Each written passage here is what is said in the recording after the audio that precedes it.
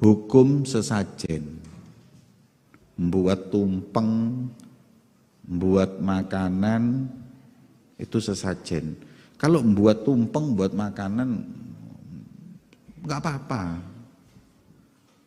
Tapi sesajen itu kalau sudah dipersembahkan kepada roh halus,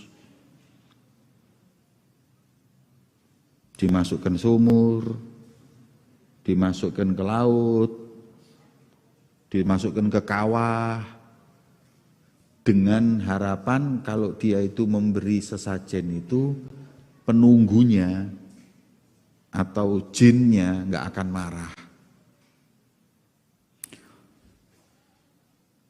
Itu hukumnya bagaimana? Ulama mengatakan haram. Haram. Sudah jangan dicari dalil-dalil. Lihat kalau jinnya ngamuk, nanti jinnya malah menghancurkan kampung itu. Maka di ulama membolehkan, wis talarek. Kau ini belani sesajen ini lapo, kau ini mangan opo ini. Lagian yang namanya jin itu makanannya tulang. Jin makanannya apa? Belum, tulang. Mangkane jin mangkel mbek kon wis mangan ayam tulang-tulange belung-belunge mbok sikat jare jin jangkrik iki memang. Jatahku dientekno. Sampai dipreteli sampai kayak ngono iku panganane jin. Kone menungso apa jin sirek? Saya pernah hadirin makan sama satu orang teman saya. Belunge apa meneh jenenge tulange lunak maneh. Kayak kerupuk ngono. Tak arah ya Allah, saken jin gak golek kunaku. Gak kumanan. Ya. Nah itu makanannya jin itu yaitu tulang itu. Lah lha apa mbok kei sego kuning rek? Iya. Dikei panganan-panganan kayak ngono.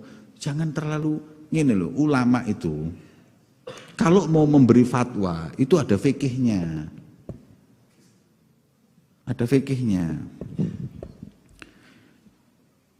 Jangan bulet. Ini orang awam ini bilang aja sesajen haram. Jangan ditafsir, diperinci kalau nanti gini. Gak usah. Kamu bilang haram aja mereka masih bikin sesajen. Sewu mana sesajennya? Iku mbok ngomongi haram. Apa mana mbok ngomong lihat keadaan wis gak perlu. Itu omongan nanti kalau pas ketemu sama para ulama dibahas. Tapi kalau ke awam beri fatwa itu yang hati-hati, yang warok. Saya kasih contoh. Ini saya kasih contoh. Kejadian pada diri saya.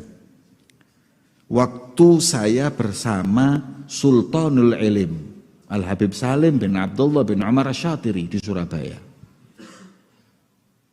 Ada seorang bertanya, Habib, gimana hukumnya orang lihat foto porno? Gambare kode odum lho rek.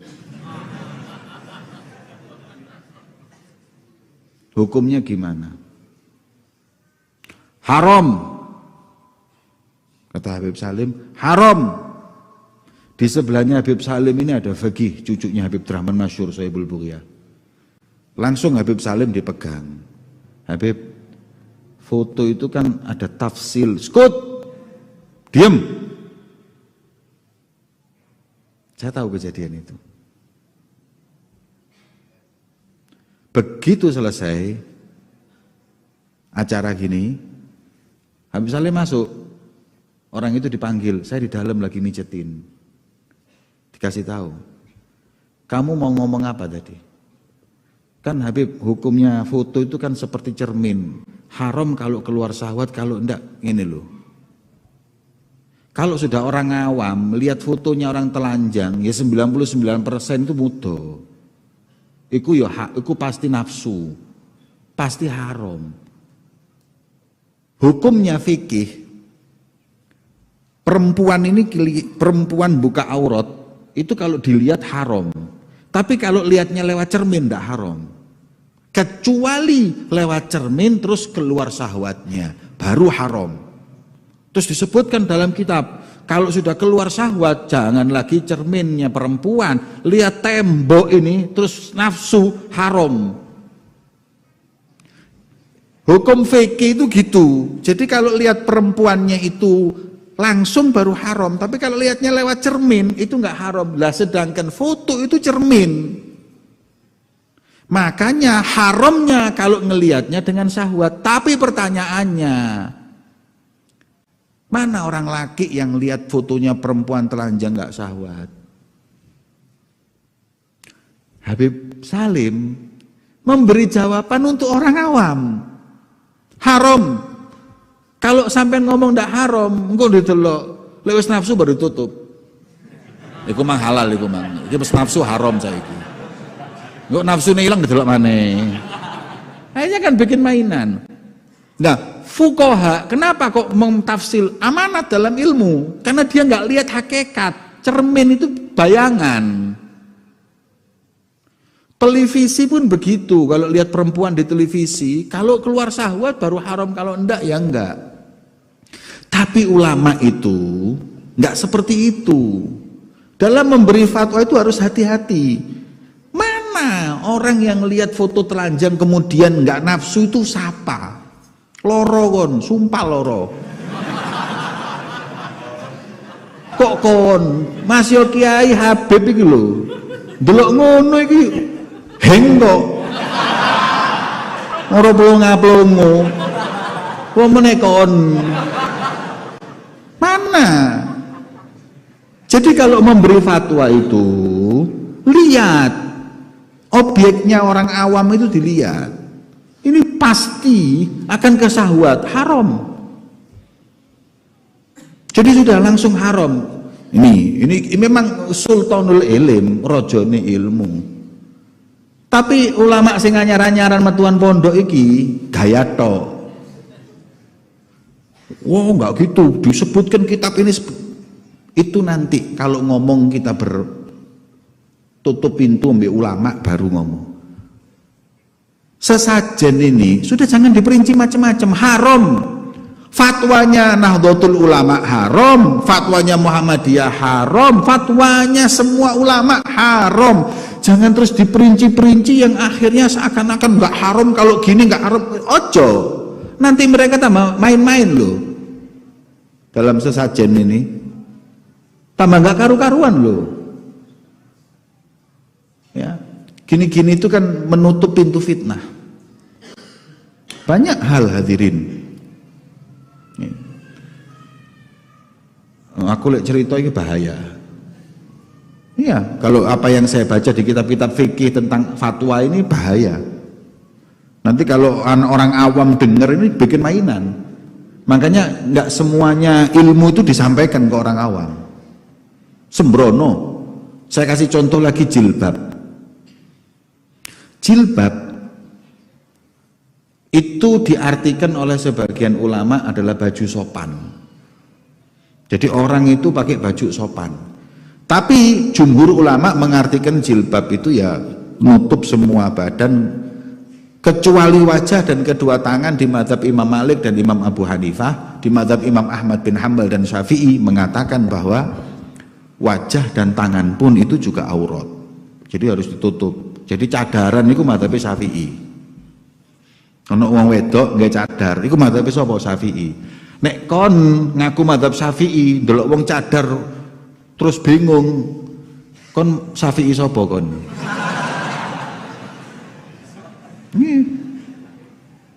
Aneh.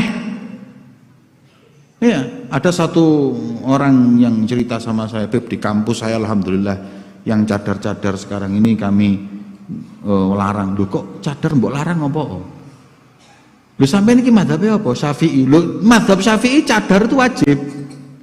Justru yang mengatakan nggak wajib itu bukan Imam Syafi'i, ashabu Syafi'i mengambil fatwa dari mazhab lain yang mengatakan karena kathrat khurujihinna, banyaknya keluar mereka sekarang ke pasar kerja dan lain-lain, hingga akhirnya boleh mengambil di mazhab Imam Malik dan Imam Abu Hanifah yang mengatakan wajah itu bukan aurat. Jadi seperti itu.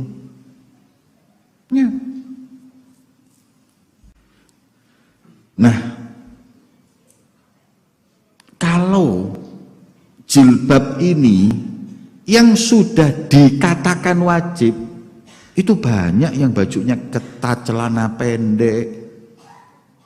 Apalagi dibilang jilbab nggak wajib. Apa gak tambah mudah wong-wong ini? Nah, dia mungkin berpendapat seperti itu, monggo sampaikan ini di forum ulama. Tapi jangan disampaikan ini di orang awam. Tambah sembrono. Ada hadirin. Kalau saya ceritakan tentang fatwa-fatwa ulama, hukumnya ganja, hukum ini, mulai ganja kabeh untuk gini. Yang hati-hati. Hukum khomer. Waduh banyak hadirin. Tapi saya nggak boleh menyampaikan ini di awam. Bikin orang semakin nggak takut sama Allah. Nah, kembali ke hukum sesajen. Jangan cari hilah. Sesajen ini hukumnya membuat makanan buat roh halus atau jin dilempar ke kawah haram, bahkan bisa ke syirik. Makanya saya heran ketika ada orang yang salah, orang itu salah nandang sesajen, kemudian nah iki lho, nahi mungkar iku lek keliru ngene iki. Gara-gara sajen siji, saiki ono 1000 sesajen. Gara-gara sepak siji. Kalau nahi mungkarnya dulu itu benar, nggak akan datang 1000 sesajen ini. Gitu loh. Makanya wong lek nahi mungkar itu sing pinter, sing cerdas.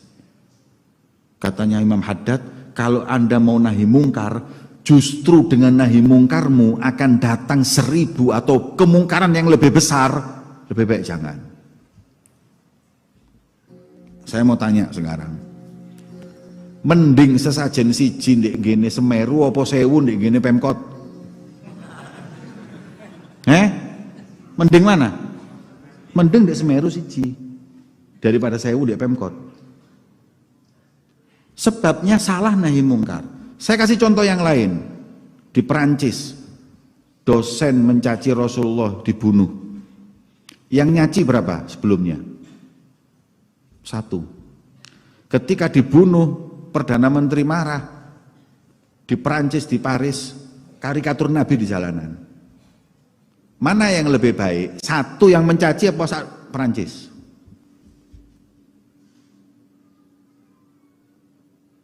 Aku ngomong ini kok diwara, oh berarti nggak punya ghirah, nggak punya jiwa jihad ataupun jiwa cinta agama, PN. Ghirah PN. Gara-gara kon gitu loh. Akhirnya yang terjadi mungkar lebih besar. Ya.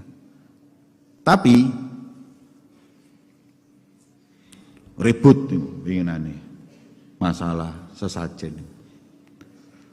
Aku di WA, ono sing WA, siapa yang tanggung jawab, Bib? Lho kenapa takon aku iki? Lah masa mau Pemkot iku omahku ah. Ada ustadz yang WA ke saya. Kalau kita ulama diam makan kemungkaran, Allah turunkan bala, dimulainya justru dari para ulama yang diam dan bungkam. Aku diteror. Loh no apa kira?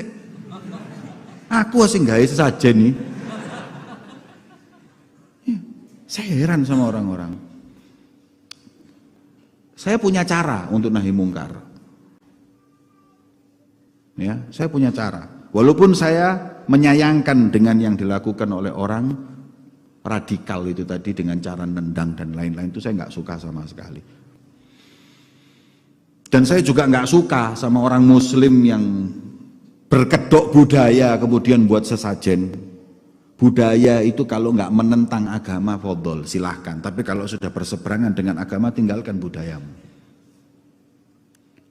Budaya itu nomor 1 budaya. Ini kon bojomu tak jae, mbek kon nang Hawaii. Ayo melaku aku tangan tok bojomu kono. Hormati budaya. Kowe gak gelem isin. Kenapa? Budayanya seperti itu kok. Apakah budaya harus kita ikuti? Ada budaya khamr. Apa harus kita minum? Ada budaya syirik. Apa kita lakukan? Ya enggak. Terus gimana? Gini loh, kon daripada nggawe tumpeng sesajen, mbok uncalno nang laut, mbok uncalno keliru kabeh ku. Sing bener tetep gawe yo. Lek wis memang seneng gawe tumpeng sesajen, tetep buat, jangan dibuang ke sungai, jangan dibuang ke sumur, ke laut ataupun kawah. Masukkan ke pondok yatim piatu. Kasihkan buat mereka makan. Itu tawasul bil a'mal. Ya Rob, berkah sodakohku ini ke yatim piatu. Jangan turunkan balak dan musibah ya Rob. Iki ajaran Islam. Tetep gawe yo tumpeng. Kita kan juga bikin tumpeng.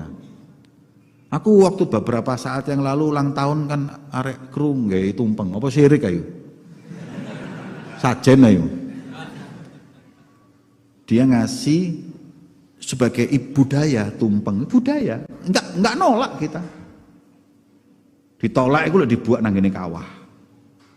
Kita tolak kalau dibuang ke kawah, ke laut dan lain-lain. Itu yang kita tolak. Enggak boleh. Itu ngasih makan jin dan lain-lain. Akhirnya ribut ya. Ribut tapi saya masih belum jelas. Sampai alhamdulillah saya ditelepon sama wali kota Malang. Saya ditelepon sebab saya tahu wali kota Malang ini sadurunge dadi wali kota iki kiai. Ngisi-ngisi ceramah. Iya, ngisi ceramah juga, kuliah subuh. Ustadz dia ini. Mosok dan Nahdliyin orang NU, fatwa NU jelas haram. Aku gak ngerti fatwa ini sopo sing halal no sesajen, gak ngerti sopo gak pintu. Mungkin saya masih belum pernah dengar atau belum baca. Saya sering mengatakan, mungkin Rabbi zidni ilma, mungkin saya kurang tahu. Tapi yang saya tahu jumhur ulama mengharamkan. Coba kalau ada yang mengaku bahwa itu boleh dengan fatwa siapa, monggo tunjukkan saya. Kasih bukunya ke saya, rujukannya saya baca. Ya. Kalau memang pendapat itu kuat hingga bisa mengalahkan pendapat jumhur, nggak apa-apa. Tapi kalau pendapat-pendapat sebagian ulama yang kecil, ribuan ulama mengharamkan, ya nggak bisa dipakai. Intinya Bapak Wali Kota Malang, Pak Sutiaji itu telepon ke saya. Beliau telepon ke saya, bukan saya yang telepon dia. Saya WA ditelepon. Ya alhamdulillah berarti baik. Saya tanya kenapa bisa terjadi seperti ini. Dan dia juga mengeluh. Semestinya orang-orang nggak perlu sampai seperti ini. Tapi itu adalah orang lintas agama, ya Hindu, ya Buddha, ya Nasrani kumpul. Kemudian mereka mengadakan acara ini seakan-akan ingin menentang yang ada di Semeru tersebut. Karena ini dengan nama budaya. Aku lihat jadi wali kota memang ya bingung. Kalau dia mengatakan haram, tidak boleh bikin acara itu, akan digoreng. Wali kota enggak anti budaya. Tapi kalau ngizini, yuntek mbek wong Islam. Mendukung kesyirikan, bingung. Makanya wali kota itu kan enggak mengizini, tapi enggak ngelarang orang berbuat di situ. Golek aman rupanya. Iya kan? Cari aman daripada kebentur sana kebentur sini, dia enggak datang, dia enggak memberi izin, akan tetapi mereka melakukan di situ dengan izin dari kepolisian, mereka lakukan. Nah, setelah itu saya ngomong, ya wis lek ngono ngene ae. Di tempat yang sama saya membuat Ar-Ridwan di situ. Saya yang nanggung semuanya. Kayak ono izin tok ae. Istilah yang jero hatiku iku lak mari ditekani setan-setan harune. Nah, di solawati saiki supaya teko malaikat, arwahus sholihin biar datang, biar aura-aura yang enggak bener itu biar apa namanya pergilah. Ndonga mbek Allah taala ndek kono, nekakno ulama, undang kabeh majelis-majelis sak Malang iki. Iku kok paling wong 200 ae. Tak tekokno 5.000 tak tekakno. Akhirnya beliau setuju. Dan insya Allah besok ada jawabannya. Besok beliau mau menjawab, insya Allah akan diberi jawaban dengan tim. Kalau iya nanti tanggalnya semuanya. Tapi saya sudah menentukan tanggal karena saya yang sibuk sebabnya. Jadi saya ngasih tanggal. Ya, saya kasih tanggal 12 Februari karena waktu lain itu saya nggak bisa. Saya bilang seperti itu, tapi nyoba kalau Senin bisa karena waktunya Ar-Ridwan mungkin bisa. Saya membuat acara Isra Mi'raj sambil kita nahi mungkar dengan cara yang ma'ruf. Nggih niku digawe sholawatan. Karena saya menerima tantangan seseorang yang menyebarkan omongan. Di tempat ini kita membuat sesajen dan monggo kalau ada yang mau membuat sholawatan juga kami persilahkan. Saya terima. Ayo digawe sholawatan di kono, tekakno wong 5.000. Nek ono dalil ndak boleh corona. Terus sesajen nih kan corona. Apa corona ini nang sholawatan tok tekoe, nang sesajen nggak teko. Ya. Insya Allah Pak Sutiaji akan memberikan izin. Saya yakin, ya saya yakin. Kalau nggak dikasih izin ya nanti ke Bu Khofifah. Kalau nggak dikasih izin lagi ke Pak Jokowi. Ya. Tapi insya Allah saya yakin betul. Ya. Dan saya harap dia hadir. Kalau dia hadir, Pak Sutiaji itu hadir, berarti dia rela dengan acara sholawatan dan acara sesajen dia nggak rela karenanya nggak hadir. Tapi lek padha gak hadir, ya majelisku dipadakno mbek sesajen. Iya.